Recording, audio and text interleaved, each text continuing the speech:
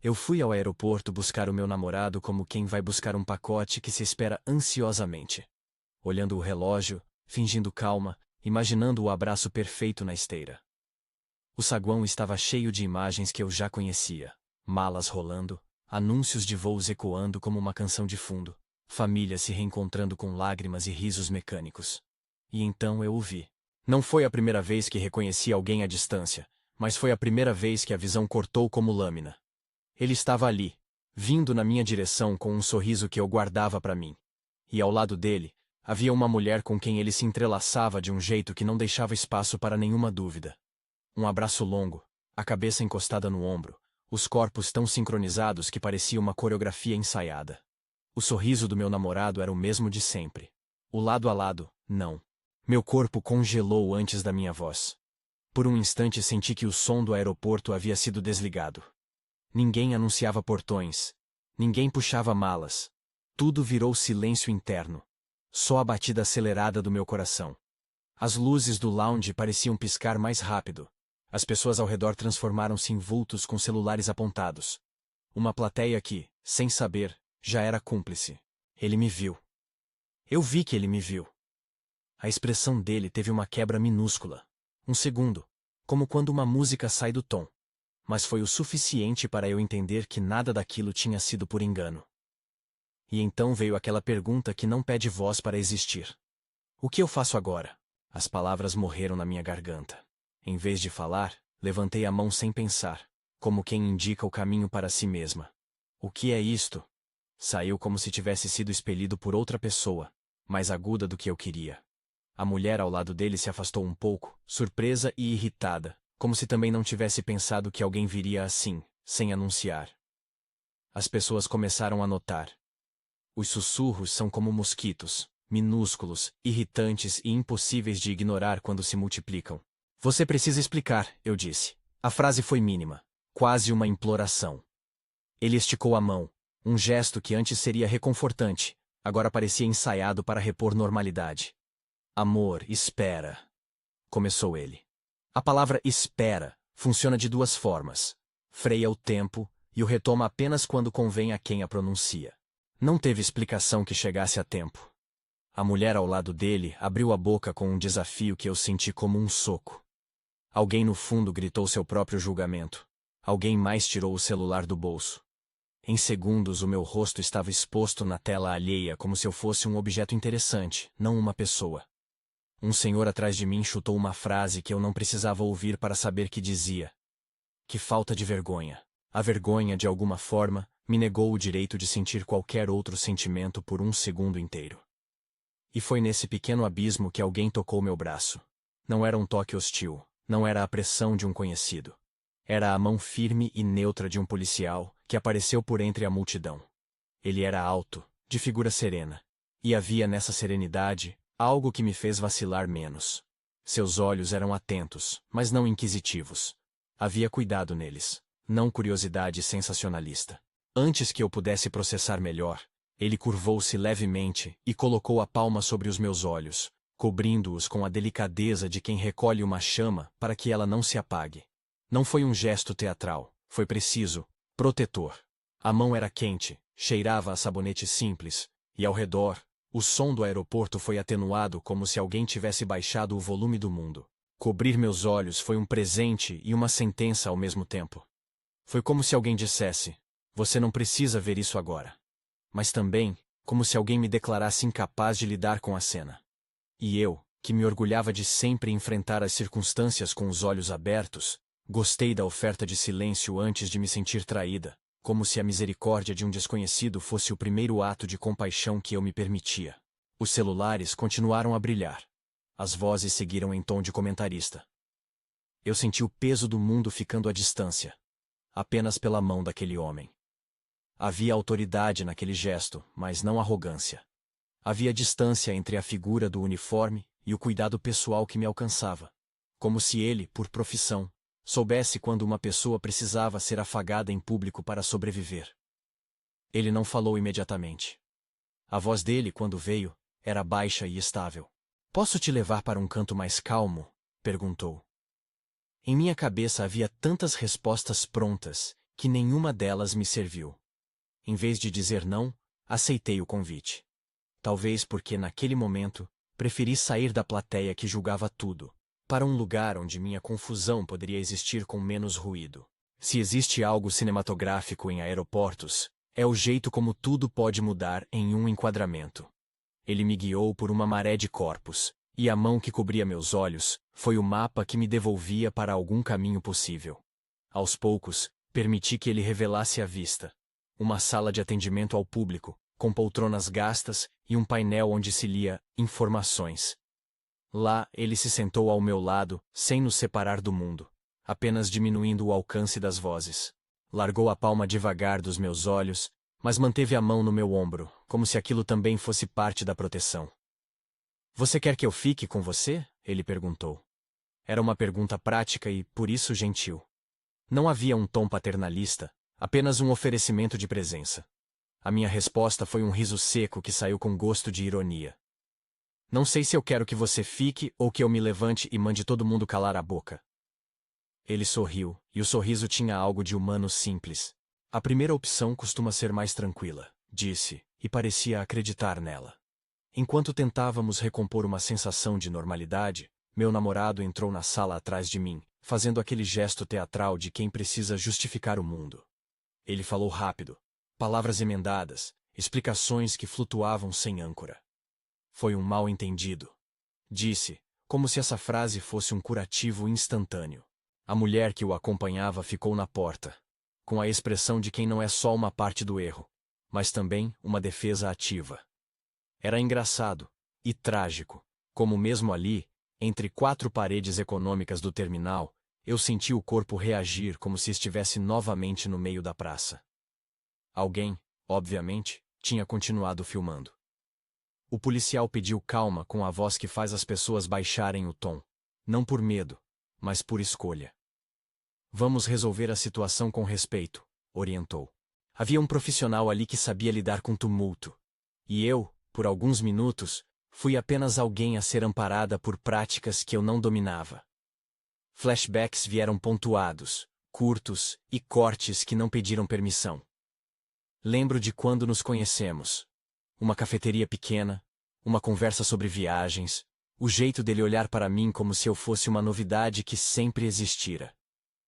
Lembro de pequenos silêncios que eu interpretei como conforto, e que agora pareciam pistas de algo maior. Lembro das vezes em que eu escolhi acreditar em desculpas fáceis, porque o custo de investigar era incerto. Havia sinais sutis, como voos desviando um pouco sua rota, pequenas mentiras que ele contava para manter a paz, e eu acabei aceitando o turbulento porque o voo prometia chegar a bom porto. Você está bem? O policial perguntou de novo. E dessa vez sua pergunta era um pico. Uma promessa de que minha resposta importava. Respondi com a honestidade desigual de quem ainda não sabia dizer a verdade para si. Não sei o que é estar bem depois de ver aquilo. Ele assentiu, sem pressa, sem a curiosidade perversa que eu temia em outras pessoas ali. A mulher que vira a rival estava perto o suficiente para ouvir, e sua voz carregava a justificação esperada. Ele é meu amigo. Nós só conversávamos, mas o que ela descrevia com palavras parecia desmentido pela proximidade e pelo gesto que viria a revelar-se íntimo demais. Meu namorado tentou segurar minha mão, um gesto que antes seria esperançoso, agora parecia possessivo e absurdo. Eu puxei o braço para trás com a força que minhas emoções permitiam. Do lado de fora, o saguão continuava a funcionar como um organismo insensível. Chegadas e partidas, anúncios de portões, pessoas que engolem notícias com a pressa de suas vidas. E, claro, os celulares. Pequenos faróis que registravam e amplificavam tudo. Em minutos, meu rosto começaria a aparecer na timeline de desconhecidos, com comentários que iam de solidariedade a acusações. A ideia de que minha dor pudesse virar entretenimento me enojou e me deixou vulnerável ao mesmo tempo. O policial, enquanto isso, mostrou que sua ajuda não era só simbólica. Ele fez um contato curto por rádio, falou com alguém sobre uma situação de conflito e pediu que a equipe de segurança do aeroporto mantivesse distância respeitosa. Não usou palavras de autoridade para me tirar do centro, usou procedimentos que tornaram mais difícil para estranhos atropelarem minha intimidade. Era um cuidado profissional que, naquele instante, se misturava a um carinho que eu não esperava. Houve momentos naquele enfileirar de acontecimentos em que eu notei detalhes que antes não importavam. A aliança dele no bolso, que eu nunca tinha visto. A maneira como ele afastou a olhar dela como se dissesse, isso foi um erro. E não, isso é você. A contradição de atos e palavras me deixava tonta. Era tão óbvio que eu tinha sido deixada à margem de uma verdade que eu mesma preferia ignorar. E então veio o choque adicional. Quando eu achei que a humilhação já havia alcançado seu ápice, um homem do lado de fora, com o celular levantado, gritou o meu nome numa tentativa de sensacionalizar ainda mais a cena. Foi uma tentativa barata de chamar atenção em meio a um espetáculo que já existia. O policial reagiu imediatamente, com precisão, e pediu educadamente que a pessoa parasse de gravar. Isso pode se configurar como invasão de privacidade, disse ele. Ao dizer aquilo, não falou apenas como policial. Falou com a convicção de quem entende a humilhação de ser exposto sem consentimento. Surpreendentemente, a frase sobre privacidade fomentou em mim uma chama de controle. Era como se, ao ouvir que havia limites, eu me lembrasse que podia reivindicar algo que me pertencia. A minha narrativa. O policial me olhou, esperando pelo próximo passo, mas respeitando o meu tempo. Eu sabia que expor ou não expor a traição era uma escolha com consequências públicas e íntimas. Eu podia transformar minha dor em espetáculo, apontar dedos e fazer com que todos soubessem. Ou podia recolher minha dignidade e traçar um plano discreto para reconstruir o que tivesse de ser reconstruído. Naquele instante, eu escolhi respirar.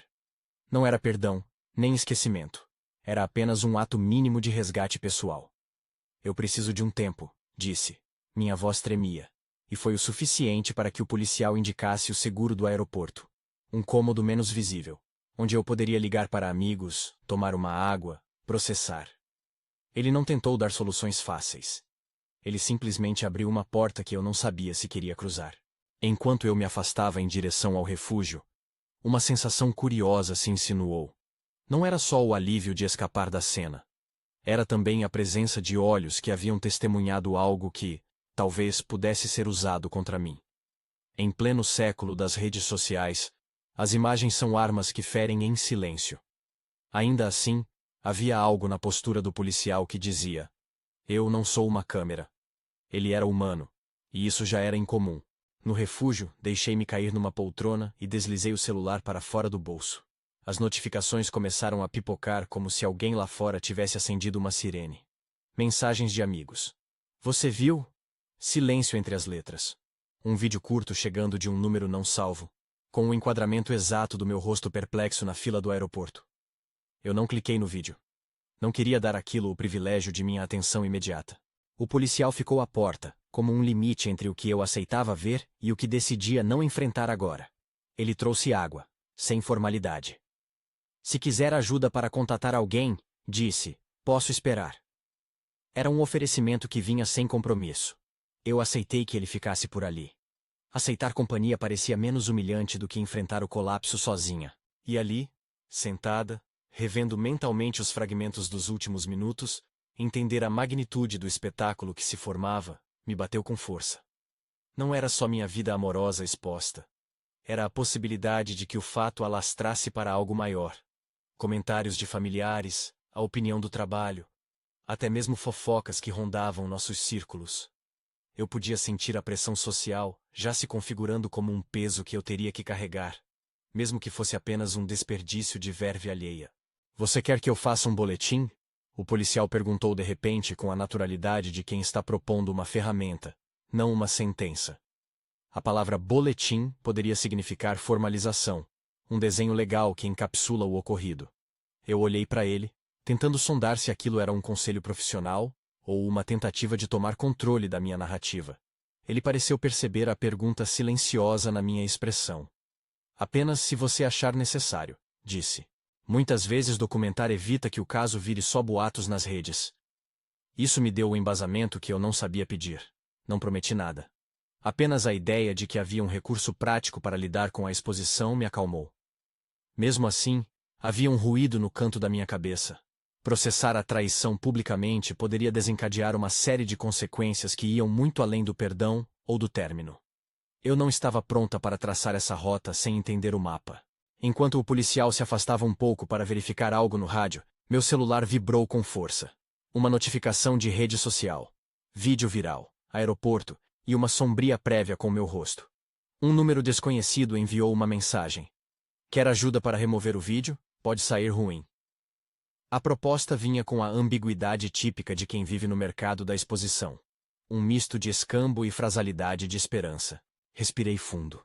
Olhei para o policial, que agora conversava com um colega, e senti que estávamos, de alguma maneira, no começo de algo que iria muito além daquele momento. Eu não sabia ainda se ele seria só uma mão protetora naquele dia, ou parte de algo que mudaria a minha história. Mas havia uma coisa clara. Havia alguém com autoridade ali que, por escolha, tinha oferecido humanidade. E em um mundo tão inclinado a tornar dores em espetáculo, aquilo já era um ato revolucionário. Se você já passou por algo parecido, conta nos comentários. Saber que não estou sozinha ajuda mais do que parece. Aceitei olhar o vídeo por obrigação quase ritual. Queria saber como eu aparecia para o mundo. As mãos tremiam. A imagem era curta, mal 2 minutos, mas circulava como um fragmento de algo maior. Mostrava a cena no saguão, o abraço, minha reação, o choque. E no ponto final, a mão do policial cobrindo meus olhos. Havia naquele recorte algo que nunca imaginara. Minha expressão, por trás da mão alheia, parecia menos humilhada e mais humana do que eu sentia naquele instante. Alguém, talvez meus próprios traços, tinha registrado uma força que minha mente, atordoada, ainda não reconhecia. Mensagens começaram a cair de amigos e conhecidos. Uns pedindo para eu ir embora, outros oferecendo apoio. Minha mãe ligou e eu atendi quando pude. A voz dela era uma mistura de indignação e consolo. Filha, você está bem? Foi a pergunta mais dura de responder porque, bem, parecia um conceito tão distante e maleável. Expliquei de forma contida, sem a crueza que a cena merecia, porque sabia que nas mãos de quem me ama, a notícia vira a aflição multiplicada. A partir dali, a narrativa começou a ganhar vida própria. Havia pessoas que queriam a versão. Outras, que já tinham decidido meu papel na história. Vi comentários que variavam de solidariedade a acusações rápidas. Ela devia ter visto. Ela devia ter sentido. Como se a culpa fosse um bem que se repassa com facilidade. A exposição virou um espelho deformado, que refletia mais a imagem dos outros do que a minha. O policial ficou. Não mais por obrigação. Ficou porque parecia entender que presença era um remédio básico. Conversamos pouco e com muita eficácia. Ele não colocou minha dor em discurso moral. Preferiu fornecer recursos concretos. Contato da ouvidoria do aeroporto. Indicação de um agente que poderia orientar sobre retirada de conteúdo indevido.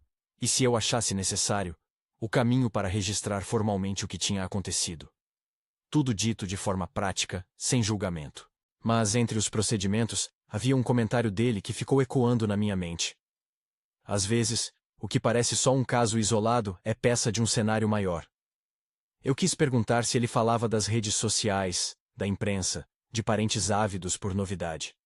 Ele sorriu um pouco enigmático e disse: há coisas que começam pequenas e viram investigação por motivos que nem sempre têm a ver com quem sofreu mais. Ele manteve a ambiguidade. E eu, que já carregava a sensação de que havia mais naquele abraço do que só uma transgressão, ficava com a inquietação de que talvez eu estivesse prestes a descobrir. Nos minutos seguintes, o aeroporto retomou parte de sua rotina. Os murmúrios diminuíram, as malas voltaram a rolar. Eu me despejei em pensamentos. Será que confrontar seria expor demais? Será que o silêncio seria cúmplice? Pensei na minha carreira, nas pessoas que dependiam da minha imagem, nas conversas com amigos que, eu sabia, mudariam. Pensei em me despedir dele com frieza, em empurrar meus pertences para fora da vida dele e seguir sozinha. Pensei também, com um frio na espinha, em quais portas aquele vídeo poderia abrir para fofocas, para manipulações. O policial voltou até mim com um pequeno cartão. Um número direto do setor de segurança do aeroporto e uma instrução simples. Se algo viralizar de maneira que invada sua privacidade, fale com a gente. Podemos ajudar. Aceitei o cartão. Ele tinha o formato e a textura de quem oferece uma ponte, não uma promessa de solução. Guarda um cuidado, pensei. E surpreendi-me ao sentir que o fato de alguém me oferecer um suporte prático me dava força. Mas quando o deixei no bolso, uma nova onda me atingiu. Uma mensagem no meu celular com uma foto que eu não reconhecia completamente. Era eu de costas, no momento do abraço. Mas havia também algo mais na imagem. Um símbolo discreto na bolsa da mulher que o acompanhava. Um emblema que eu conhecia vagamente de histórias sobre grupos influentes na cidade. Minha curiosidade, que até então se mantivera anestesiada pela dor, acendeu uma centelha investigativa. Quem era aquela mulher? Por que meu peito apertava ao ver um símbolo que me lembrava de intrigas que eu sempre associara a gente poderosa? Era possível que aquilo não fosse um caso isolado, como o policial sugerira? Ou eu já estava encontrando padrões em coisas que, com sorte, não significavam nada? A encruzilhada se desenhava à minha frente. Eu poderia optar por recolher tudo e reconstruir minha vida silenciosamente. Ou poderia seguir as pistas que surgiam discretas, talvez perigosas. A mão do policial, uma estranha aliada, permanecia como lembrança de que a ajuda às vezes vem de quem menos esperamos. E no bolso, o cartão queimava como uma promessa de que eu não estava completamente só. À noite, de volta à casa, o vídeo ainda rodava. Comentários, teorias, apoios tímidos e palpites agressivos. Eu apaguei as notificações uma a uma e deixei apenas um silêncio que me parecia necessário. Abri a gaveta do meu criado mudo, tirei um caderno que há tempos eu não usava e comecei a escrever. Não como quem planeja exposição, como quem organiza pensamentos para não se perder deles mesmos. As páginas que saíram foram uma mistura de perguntas e fragmentos de memória. Desse e daquele jantar, daquele feriado, daquele silêncio prolongado. Tentei mapear as mentiras pequenas e as inconsistências grandes. E, entre as palavras, um nome apareceu repetido. Um nome que vinha de conversas antigas sobre famílias influentes e negócios que não se explicavam em cafés. Havia, de algum modo, uma teia à minha frente, e eu ainda não sabia quanto me envolveria para puxar um fio. No fim da madrugada, depois de muitas alternâncias entre sono e vigília, decidi que precisava de algo concreto antes de tomar qualquer atitude pública. Não sabia qual seria o preço de buscar respostas, mas sabia o valor de recuperar a sensação de controle. E foi com essa decisão que fui dormir, inconclusa, magoada, e pela primeira vez desde o aeroporto, com um fio de vontade de transformar a humilhação em investigação pessoal. Na manhã seguinte, acordei com uma mensagem que me fez prender o ar. Vocês precisam conversar. Era do policial. Havia um horário, um local discreto para nos encontrarmos, e junto à mensagem, uma frase que soou mais como um convite do que uma ordem. Eu acredito que algumas coisas merecem ser vistas com calma. Minha cabeça deu voltas. Será que ele havia pesquisado algo sobre a mulher? Ou ele apenas queria saber como eu estava? Ao mesmo tempo, uma notificação me trouxe o primeiro sinal de que aquilo já não era apenas assunto de redes. Um contato de trabalho perguntou se eu estaria disponível para conversar sobre rumores que circulavam. O coração apertou. As decisões agora tinham rosto e consequência. Eu guardei o cartão que o policial me dera, olhei para o caderno onde eu havia rabiscado pistas, e senti que a linha entre vítima e protagonista começava a se definir. Eu não sabia ainda como seria o caminho, mas decidi que não queria que minha história fosse escrita por outros. Eu escolheria os meus passos.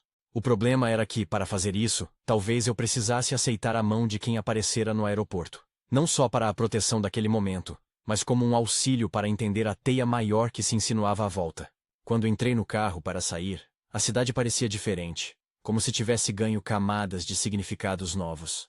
Meu telefone vibrava com mensagens contraditórias, e eu apertei o volante com força.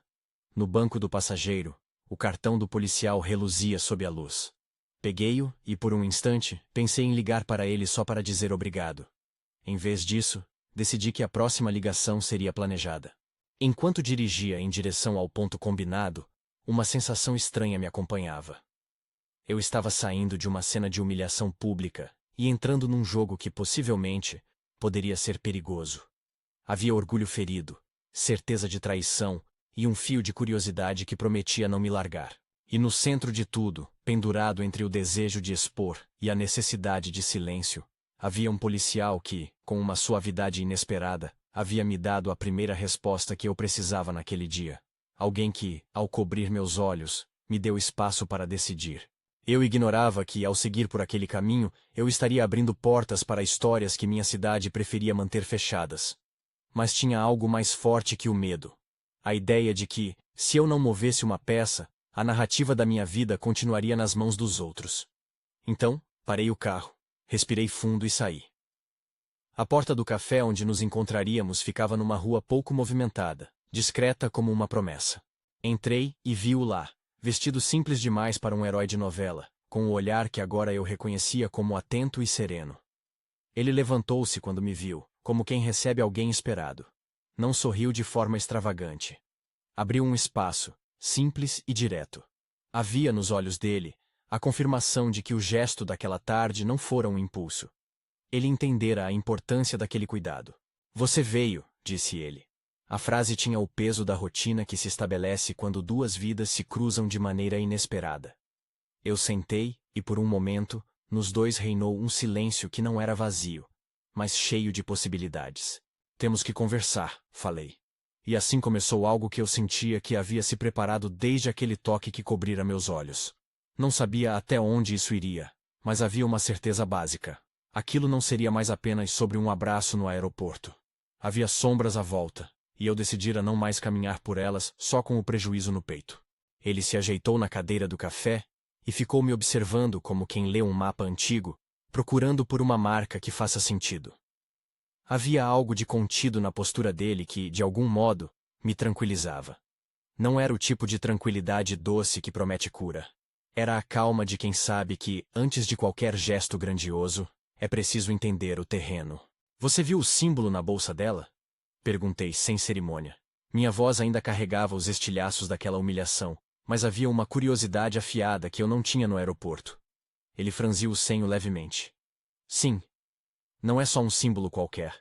Já vi algo parecido em ocorrências contra grupos que costumam usar influência para encobrir problemas. Ele deixou a frase em aberto, e isso foi tudo que precisei para entender que aquilo podia ser mais do que um caso de adultério.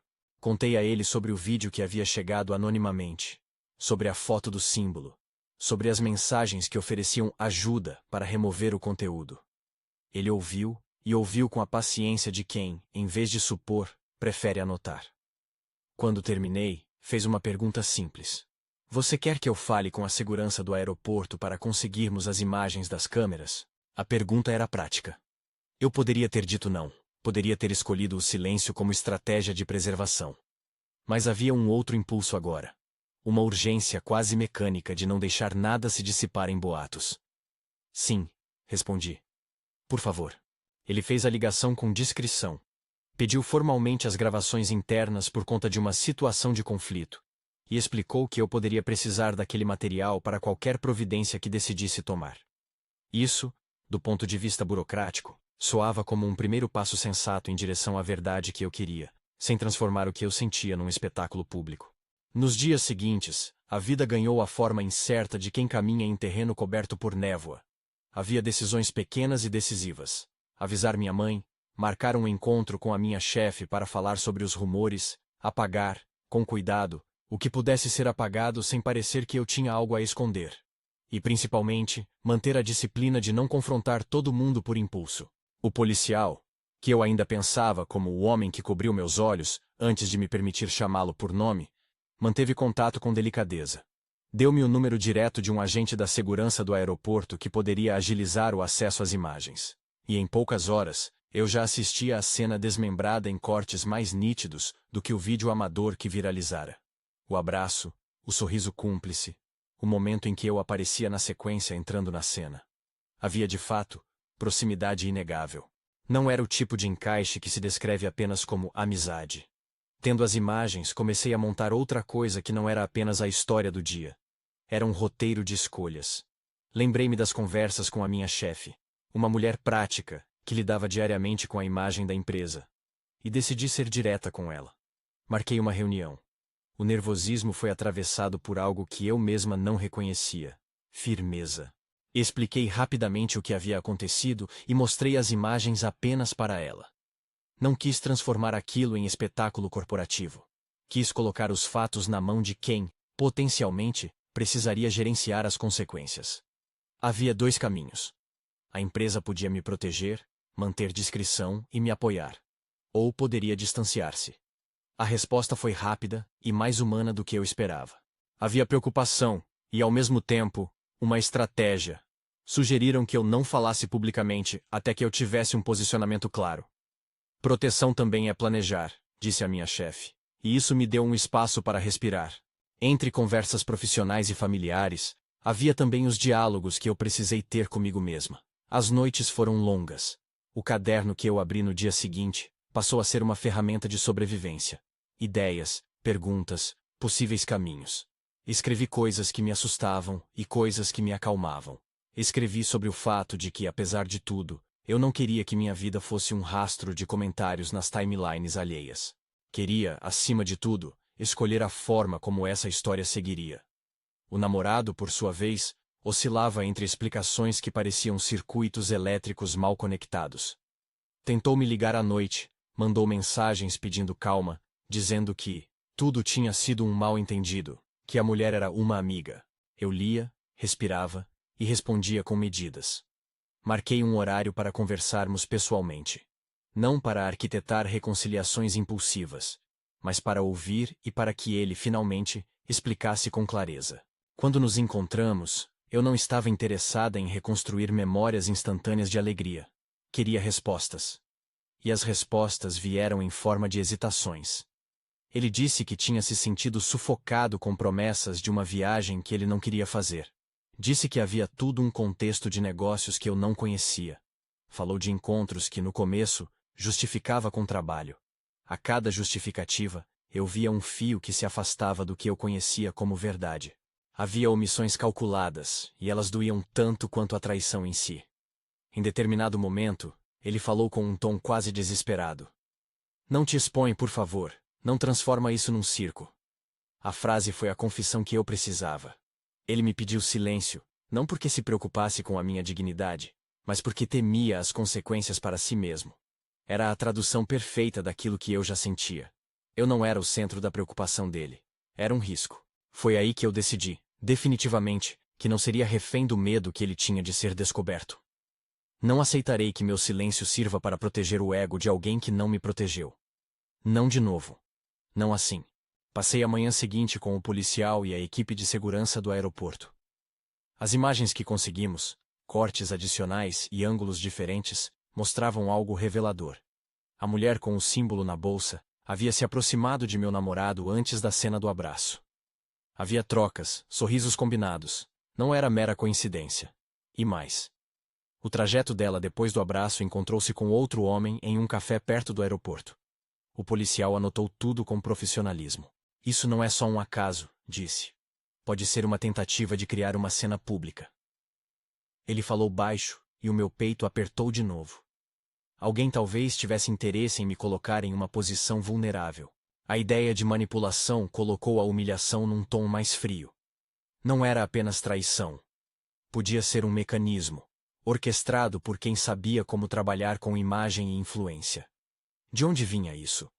Com quem trabalhava essa mulher? E por que o meu namorado estaria envolvido? As perguntas se amontoavam. E pela primeira vez depois daquele abraço, sentia a adrenalina de quem parte para entender as peças. Não quis, e não quis por princípios, transformar isso em vingança. Procurei um advogado. Ele me ouviu com atenção. Confirmou que havia opções possíveis, desde medidas para a remoção do conteúdo por violação de privacidade, até registrar o ocorrido como fato no boletim de ocorrência, caso eu quisesse formalizar a exposição. Disse com clareza que cada passo teria custos e consequências. Não prometeu milagres. Isso tornou tudo mais palpável, mais real. Enquanto isso, o namorado, pressionado pelas perguntas cada vez mais diretas, começou a se desfazer. Em conversas amargas, admitiu encontros que eram mais do que amizade. Palavras que faziam sentido agora acompanhadas de imagens. Pediu desculpas, tentou explicar. Mas a confiança já estava ferida. Pediu outra chance. Eu não respondi com drama nem com ódio. Respondi com um fim. Não quero que você me peça para ocultar algo que fere a minha dignidade. Se você se importa mesmo comigo, então nunca mais tente me colocar numa condição de ser um plano de alguém. Saímos do encontro com a calma absurda de quem encerra uma relação com a convicção de que não será mais enredada por desculpas. Não houve briga. Houve a decisão seca e necessária de que dois caminhos não mais se alinhavam. O capítulo seguinte foi menos sobre confrontos, e mais sobre organizar a narrativa pública de uma forma que não me reduzisse a um meme. Pedi ao advogado que redigisse um comunicado que eu poderia usar caso o vídeo ganhasse novo impulso. Não queria que alguém transformasse minha dor em espetáculo. Paralelamente, o policial sugeriu que eu fizesse um boletim de ocorrência descrevendo a agressão à minha privacidade e pedindo registro das imagens e de qualquer contato invasivo. Ele explicou que, mesmo quando a lei não resolve tudo de imediato, um registro formal ajuda a estabelecer fatos. Fazer o boletim foi estranho. Senti-me oficializando a dor. Mas também foi libertador. Era a transformação do caos em documento. Uma medida que no futuro poderia servir para qualquer necessidade. Foi também um ato de dizer: existe algo que me atingiu, e eu não vou aceitar que seja apagado pela própria vergonha alheia. A repercussão nas redes que eu temia continuava a exercer seu papel de implacável tribunal anônimo. Havia mensagens de apoio, claro, mas também palpites e julgamentos. Aprendi nessa fase a colocar limites. Deixei o telefone fora do meu quarto, respondi apenas às mensagens que importavam, e decidi que não seria a pessoa que apressadamente justificaria sua vida para desconhecidos. Tive momentos de recaída, claro. Abrir o caderno e escrever sempre era minha terapia. Anotei frases que me reaproximavam de mim. Não sou a versão do que os outros disseram que eu sou. Sou quem escolhe responder. A história ganhou uma camada nova quando o policial me enviou uma mensagem curta. Há uma pessoa que quer falar com você. Prefere que eu acompanhe? A curiosidade fez meu estômago gelar. Quem? Perguntei. Ele respondeu com parcimônia. Uma testemunha que prefere anonimato, mas que diz ter visto encontros suspeitos entre a mulher do símbolo e membros de um grupo influente. Combinei de encontrá-la num local discreto. A mulher apareceu, recatada, com olhos que não escondiam medo. Contou que já havia visto a tal mulher com frequência em eventos onde se discutiam alianças de negócios, favores e imagens públicas. Falou de estratégias de mancha de reputação, técnicas usadas por gente que controla histórias para moldar resultados. Tudo soava cinematográfico demais, e ao mesmo tempo grotescamente cotidiano. Pessoas com poder sabem como cortar fragilidades alheias e transformá-las em vantagem. Isso confirmou o que eu começara a temer. Talvez eu tivesse sido escolhida por algo que transcende a traição pessoal. A ideia me deixou inquieta, mas também alimentou uma decisão. Eu queria entender, não para vingar, mas para saber até onde precisava me proteger. Contei tudo à minha mãe, que reagiu com indignação e uma praticidade quase feroz. Temos que traçar um plano, filha. Quem mexe com a vida de alguém assim precisa saber que haverá consequências. Mamãe foi quem me acompanhou ao primeiro encontro com uma jornalista amiga de longa data, uma mulher que, embora conhecesse os labirintos da exposição, havia jurado ficar ao meu lado para buscar meios de proteger minha história. Decidimos que, se abrasássemos o tema publicamente, faríamos com responsabilidade, sem vitimização teatral, com foco em privacidade e nas questões de como imagens podem ser usadas para manipular. Era um jogo delicado. Expor demais poderia ser perigoso. Expor pouco poderia permitir que a versão sensacionalista dominasse. Optamos por uma linha clara: humanos primeiro. Sensacionalismo nunca. A ideia era mostrar que eu não era um meme. Não queríamos a hostilidade da internet. Queríamos justiça, ou pelo menos, informação que evitasse que outros fossem vítimas do mesmo tipo de armadilha. Naquela semana, recebi um telefonema da equipe de relações públicas do aeroporto. Alguns vídeos haviam sido retirados, outras publicações foram marcadas como denúncia de violação de privacidade. Era pouco, mas era um começo. A segurança do aeroporto também enviou um relatório formal, confirmando que as gravações haviam sido registradas, e que, se eu desejasse, poderiam ser disponibilizadas para investigações. A sensação de ter um registro formal mitigou parte do terror de que tudo se perdesse no barulho das timelines. Com o passar dos dias, as coisas tomaram um rumo de clareza. Meu ex-namorado tentou, em público, suavizar o que havia feito. Ele conversou com amigos em comum, com quem descrevia seus arrependimentos de forma frágil. Alguns acreditaram. Outros mantiveram distância. Para mim, não havia, e não há, interesse em expor com raiva. Havia, isso sim, vontade de liberdade. No meio de todo esse movimento, a figura do policial permaneceu presente, mas de forma comedida. Ele raramente cruzava a linha entre profissional e amigo. Seu apoio era prático e respeitava as minhas fronteiras. Em um desses encontros em que conversamos sobre possíveis próximos passos, surpreendeu-me ao dizer algo que me tocou. Eu sou pago para proteger, mas acho que o que você precisa proteger primeiro é a sua história. Não a minha leitura sobre ela, mas a sua própria. As palavras eram simples, e eu agradeci silenciosamente. Houve um episódio que mudou a forma como eu via tudo. Um dia, andando pelo centro, encontrei a mulher do símbolo. Ela estava elegante, com o olhar calculado que endurece quando se quer passar impunidade. Nossos olhares se cruzaram. Senti o peso de 1000 câmeras invisíveis. Em vez de um confronto impulsivo, segui o caminho que vinha praticando. Compus a postura, respirei e segui. Foi um pequeno exercício de poder próprio, recusar a performance que alguém espera de quem foi humilhada. Foi um ato de recusa ao espetáculo. Na sequência, recebi uma mensagem de uma antiga amiga que trabalhava no departamento jurídico de uma empresa que prestava serviços a grupos influentes. Ela sugeriu cautela, mas também me ofereceu uma pista.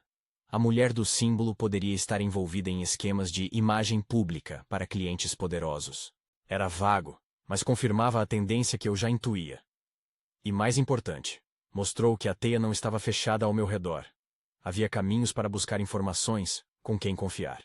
A história ganhou ainda uma dimensão pessoal quando me deparei com mensagens de pessoas que, depois do vídeo, haviam relembrado episódios estranhos.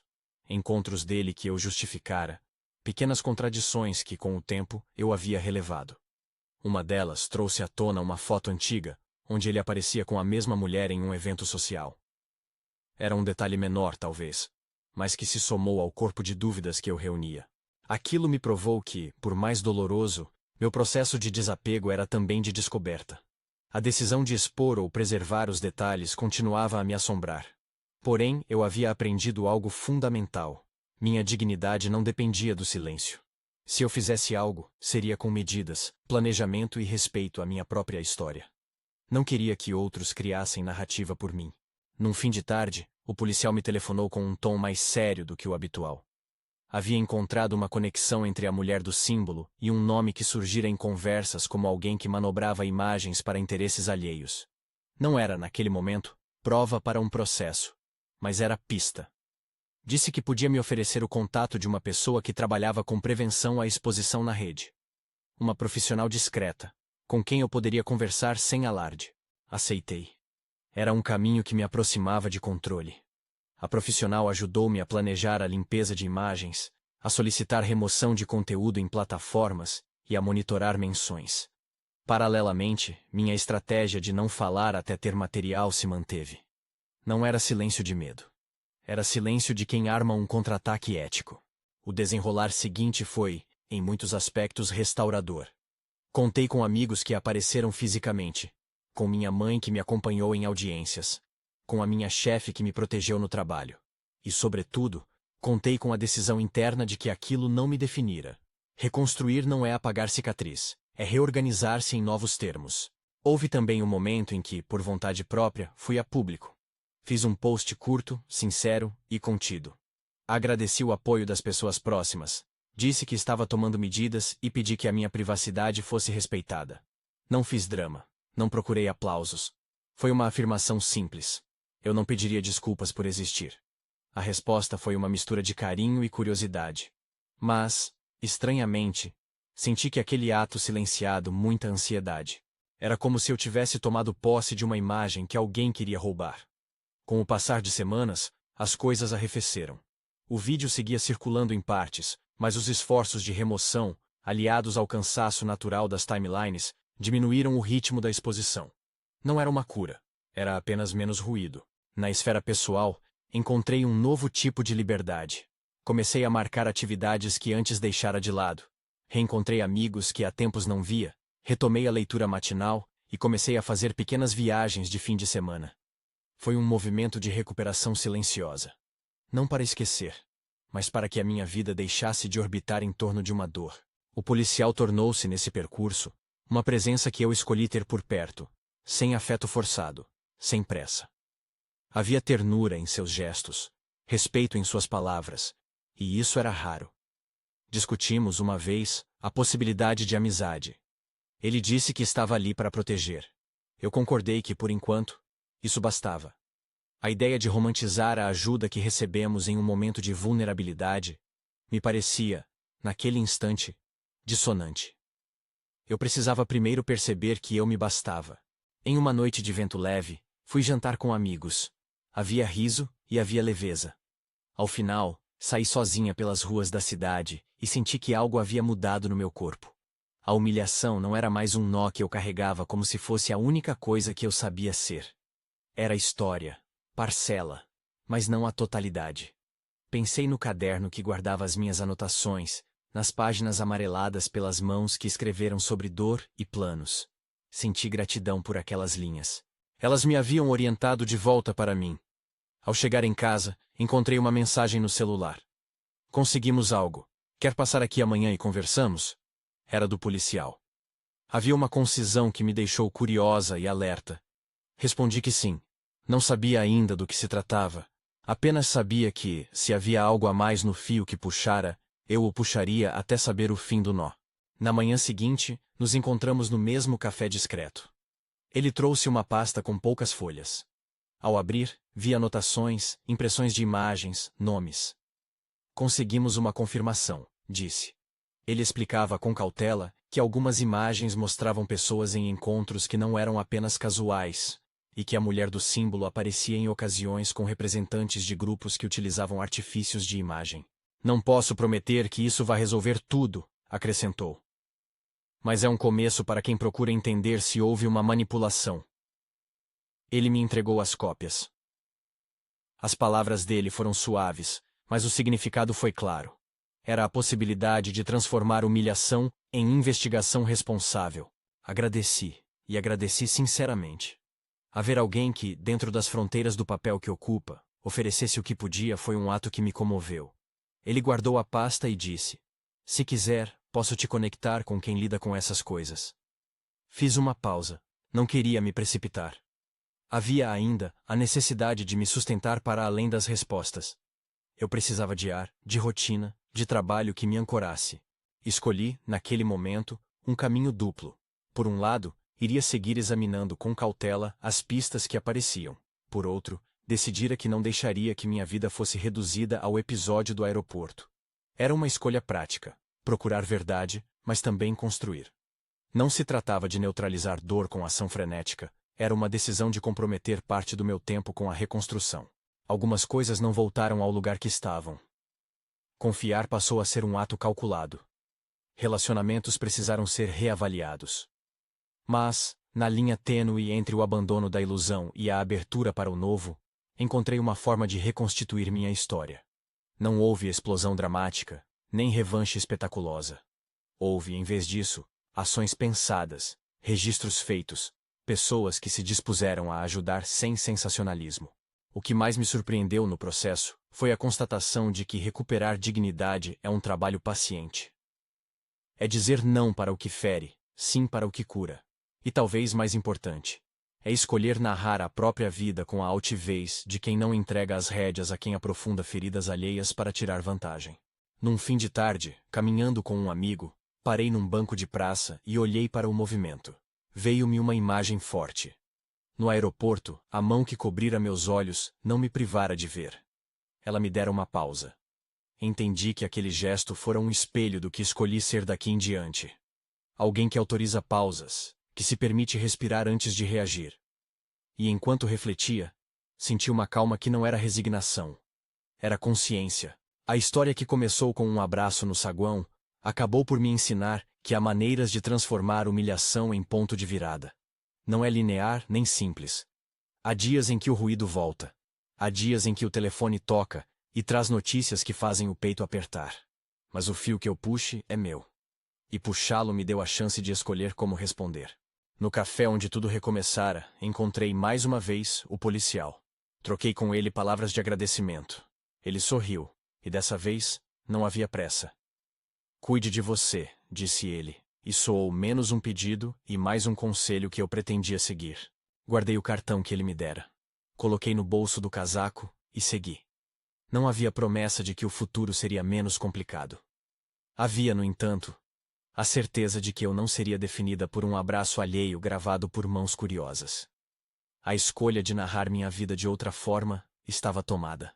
Se você chegou até aqui e sente que precisa de força para enfrentar algo parecido, lembre-se. Existe poder em documentar, em buscar apoio e em escolher sua narrativa antes que outros acompanhem por você. E se quiser acompanhar como essa história segue, inscreva-se e compartilhe com alguém que precise ouvir que é possível recuperar-se sem perder a própria dignidade.